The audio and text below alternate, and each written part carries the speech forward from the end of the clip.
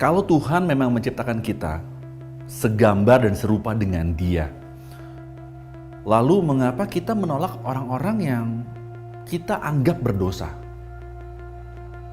Kalau misalkan mereka, kita tahu bahwa mereka sedang melakukan satu kesalahan, suatu pelanggaran, dan kita anggap itu adalah suatu kesalahan. Kenapa kita membiarkan mereka, bahkan kita meninggalkan mereka? Kenapa kita nggak mencoba untuk mengulurkan tangan pada mereka dan mencoba untuk menolong mereka sehingga mereka nggak semakin terpuruk dalam kejatuhan mereka? Kenapa kita lebih senang untuk membicarakan tentang kejatuhan mereka? Kenapa kita lebih senang untuk menggosipkan? Kenapa kita lebih senang untuk mendorong mereka lebih jauh dan akhirnya jatuh lebih dalam pada dosa mereka? Daripada kita menolong mereka, kita lebih memilih untuk membicarakan tentang dosa dan kesalahan mereka.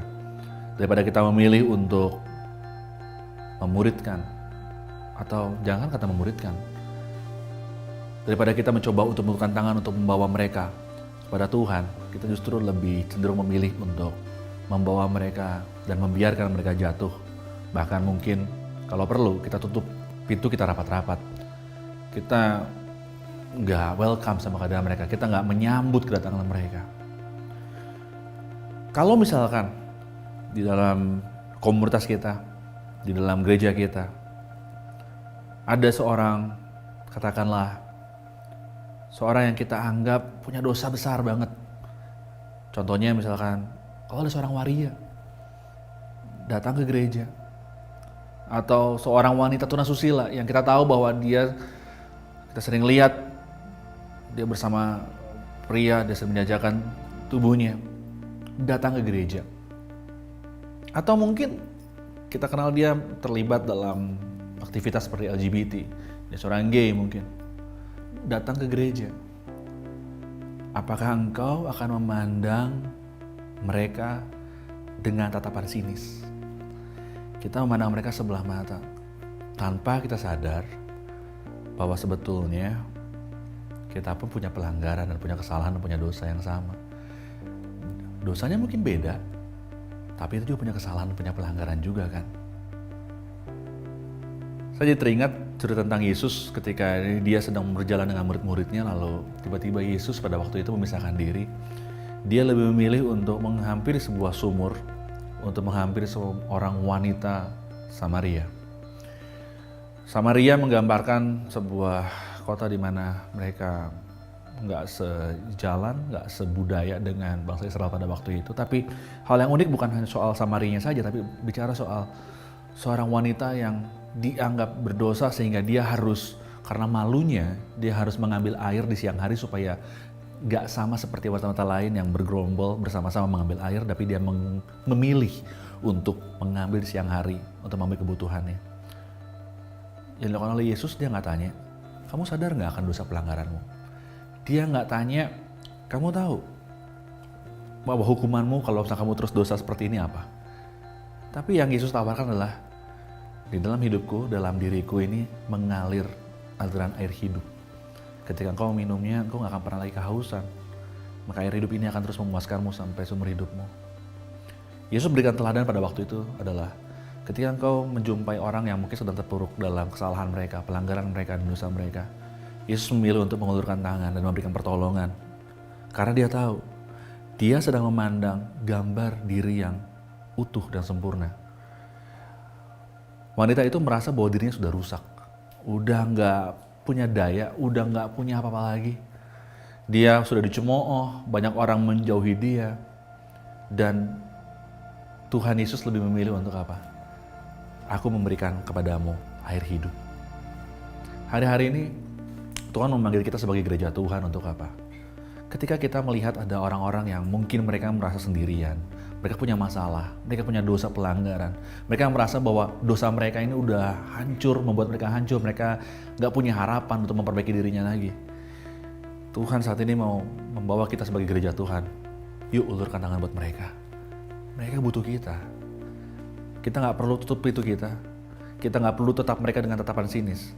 Tapi ketika mereka datang ke gereja, ketika mereka datang ke komunitas kita, untuk datang ke komunitas aja, mereka butuh keberanian. Mereka mengumpulkan keberanian dari rumah untuk mereka betul-betul punya niat, ya oke, saya mungkin akan dipandang hina, tapi saya mau ambil keputusan untuk datang ke gereja.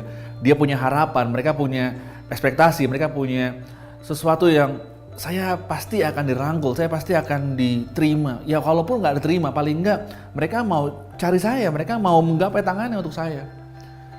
Dan kalau kita menatap mereka dengan sinis, kepercayaan diri yang sudah dibangun ketika mereka berangkat dari rumah, itu hancur seketika.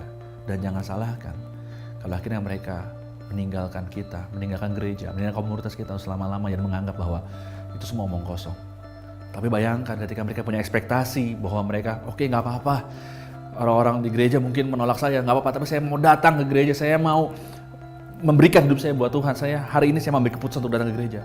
Dan ketika datang ke gereja, semua orang percaya di tempat itu, mengulurkan tangan dan mengucapkan selamat datang, engkau sudah kembali, memeluk mereka dengan penuh kasih dan menyambut mereka dengan sukacita. Maka yang diterima adalah, wow, betul, Yesus yang aku kenal adalah Yesus yang melihat aku, diri aku sempurna, walaupun banyak hal yang buruk, hancur di masa laluku, tapi Yesus melihat masa depanku. Saya mengajak Anda semua pada hari ini untuk kita bisa memandang orang lain sama seperti Tuhan memandang mereka. Dan kalau kita semua bisa melihat dengan cara pandangnya Tuhan, maka kita akan lihat bagaimana gambar dirinya Tuhan hadir dalam gambar dirinya mereka, sehingga mereka tahu Yesus yang mereka sembah adalah Tuhan yang hidup buat kehidupan mereka. Kasih bukan hanya sekedar pintar untuk diperkatakan, tapi kasih dapat diperbuat dengan kehidupan yang nyata. Pertanyaan yang sebetulnya yang terjadi adalah, sebenarnya bagaimana sih cara Tuhan memandang diri kita? Ya, sahabat Pijar, kami percaya pasti kalian belajar banyak pada hari ini. Ya, ada banyak cara untuk bisa memberkati orang-orang sekitar kamu, teman-teman kamu, bahwa kita ini lebih dari layak di depan Tuhan. Kenapa? Karena kita diciptakan serupa dan segambar dengan Tuhan.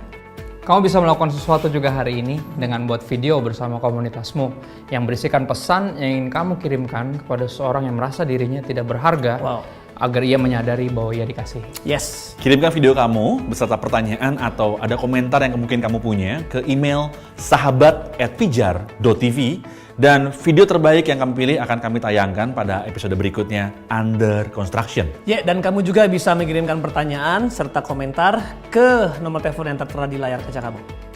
Sampai jumpa di episode selanjutnya. Salam terang bagi Indonesia.